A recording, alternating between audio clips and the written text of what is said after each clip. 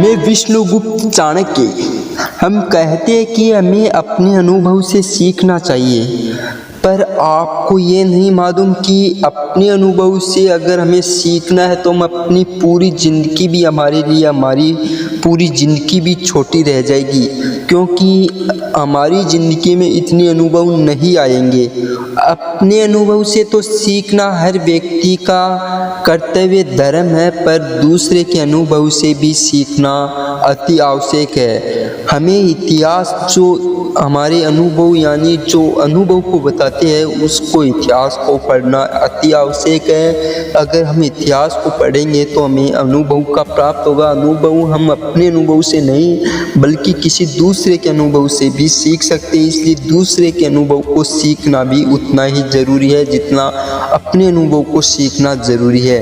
कई व्यक्ति ऐसे होते हैं जो यह कहते हैं कि हमें जो काम करना है उससे हमें कोई अभी लाभ ही नहीं मिल रहा हो, यानी कुछ उससे प्राप्ति नहीं हो रहा हो, तो उसको करने का क्या मतलब, उसको करने का क्या फ़ायदा है अगर उससे कुछ हमें प्राप्त ना हो। तो वो व्यक्ति की धारणा कुछ भी मानो आप, वो सरासर गलत है। मेरी कहने से, मेरे मानने में तो वो व्यक्ति की धारणा एकदम सरासर गलत है, क्योंकि कभी भी हमने जो सीखा है वो हमारी ज़िंदगी के अंदर कभी न कभी काम आ सकता है। इसलिए सीखना कभी भी इंसान को बंद नहीं करना चाहिए। हर घड़ी में हमें सीखता रहना चाहिए, किसी न किसी वस्तु या किसी न किसी सोर्स से हमें सीखते रहना चाहिए। कोई भी व्यक्ति अगर किताब पढ़कर ज्ञान ग्रहण करेगा तो उसे आने वाला भविष्य उसका सुख में बन सकता है। अगर उसे ज्ञान की प्राप्ति होगी तो उसे अपने पूरे जीवन काल के अंदर काम आने वाला है। अगर आप अपने आप को बुद्धिमान मानते हो तो कभी भी किसी भी वक्त मूर्ख व्यक्ति को समझाने का प्रयास मत करना, क्योंकि अगर आप उसे समझाने का प्रयास करेंगे तो आप भी खुद भी कष्ट में आ सकते हो। अगर आप एक दुष्ट पत्नी मतलब किसी की ना हो, अगर ऐसी स्त्री को अगर आप पालन पोषण करेंगे तो भी आप कष्ट में आ सकते हो, या किसी दुखी व्यक्ति के साथ आप घनिष्ठ संबंध बना लेते हो तब भी आप कष्ट में आ सकते हो। इसलिए उन जैसे व्यक्तियों से जितना दूर हम रह सके, जितना दूर रहने का प्रयास करते रहना चाहिए। अगर आप दुष्ट पत्नी, झूठा मित्र और बदमाश नौकर के साथ अगर रहते हो तो मान लो कि आप एक जहरीले सांप के पास रह रहे हो जो आपको कभी भी डस सकता है और आपकी जीवन लीला को कभी भी समाप्त कर सकता है। तो ऐसे व्यक्तियों के पास रहना आपके लिए अनुचित है। व्यक्ति को ये कभी नहीं पता चल सकता कि उसका आने वाला कल मतलब उसका आने वाला भविष्य कैसा रहेगा। इसलिए आने वाले वक्त को निपटने के लिए उसे धन का संचय मतलब धन को इकट्ठा जरूर करना चाहिए। अगर किसी वक्त आपको आपका धन भी अगर आपकी आत्मा या आपकी पत्नी पर उसको न्योछावर करना पड़े तो उस धन का त्याग कर देना ही उचित होगा। अगर आप एक धनवान व्यक्ति हो तो आपको ये आप मानते हो कि कल के लिए अलग से धन इकट्ठा करने की क्या आवश्यकता है, तो ऐसा सोचना आपके लिए सही नहीं है, क्योंकि धनवान व्यक्ति को कैसी मुसीबत जब धन साथ छोड़ता है तब संगठित धन भी तेजी से घटने लग जाता है।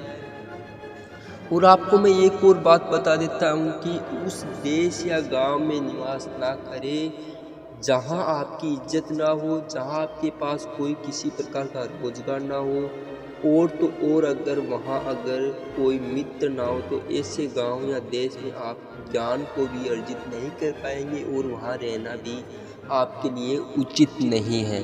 अगर ये 5 चीज़ें ना हो वहाँ रहना भी उचित नहीं है। जहाँ धनवान व्यक्ति ना हो, पहली बात तो यह है, जहाँ ब्राह्मण जो वैदिक शास्त्रों में निपुण ना हो, दूसरी बात ये, जहाँ नदी ना हो, तीसरी बात ये, चौथी बात है कि जहाँ डॉक्टर ना हो, पांचवी बात राजा मतलब आज की युग की बात करें तो सरपंच या प्रधानमंत्री ना हो, वहाँ रहना उचित नहीं रहेगा।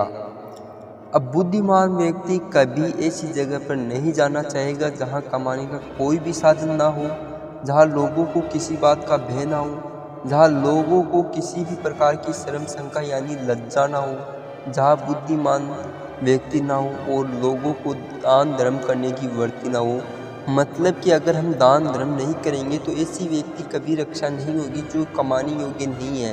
कोई भी व्यक्ति अपनी इज्जत बेच कर खाना पसंद नहीं करेगा। उसे अगर हम खुशी खुशी कुछ देते हैं तो वो ले लेता है। अगर आपके घर में नौकर है तो उसकी परीक्षा ज़रूर लेनी चाहिए आपको, क्योंकि परीक्षा तब लेनी चाहिए जब वो कर्तव्य का पालन ना कर रहा हो।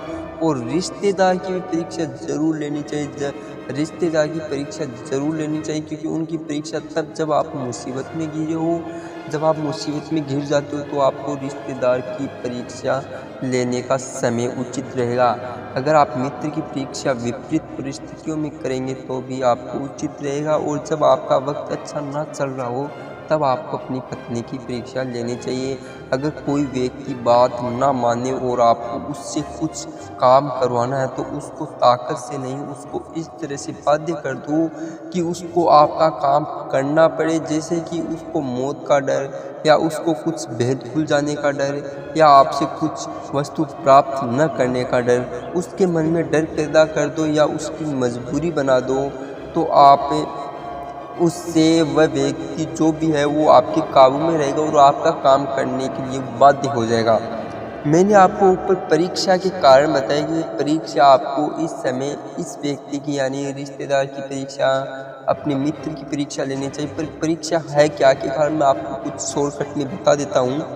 परीक्षा एक ऐसा शब्द है जो आपको आपके आँखें खोल कर रख देगा। इस परीक्षा शब्द से आपको अपने के बारे में पता चलेगा। ऐसे तो आपकी आंखें पर काला चश्मा होता है, उस तरह कुछ दिखाई नहीं देगा। तो परीक्षा भी एक ऐसा ही शब्द है। परीक्षा से हम अपने बारे में यानी अपने लोगों के बारे में पता चला सकते हैं। नीतियाँ मेरी नीति आपकी।